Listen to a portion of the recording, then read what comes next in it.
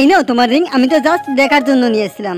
শুধু একবার এটা কোথাও রেখে দাও, তারপর দেখো আমি কিভাবে চুরি করি। এই নাও লিলি, পরো তোমার আমানত। এত দামি রিং তুমি লিলিকে কেন পরিয়ে দিলে? প্রিন্স আমাকে পরিয়ে দিয়েছে, তাতে তোমার কি? কিন্তু প্রিন্স তোকেই বা কেন দেবে? ও আমাকে ভালোবাসে তাই আমাকে দিয়েছে। তুমি ওকে ওই রিংকে দিয়ে অনেক বড় ভুল করে ফেলেছো। আমি ওকে ছাড়বো না। তবে সর এখান থেকে। আজকের পর থেকে লিলির আশেপাশে আসার চেষ্টা করবি না, নয়তো তোদেরকে আমি শেষ করে ফেলবো। কিন্তু তুমি এটা কিভাবে করতে পারো? যা হয় হোক, তবু আমি ওকে ছাড়বো না। মুখ সামলে কথা বলো, নয়তো আমার থেকে খারাপ কেউ হবে না। সবার আগে এখান থেকে এদেরকে ভাগাও। স্যার, আমাকে আমি নিজেই চলে যাচ্ছি।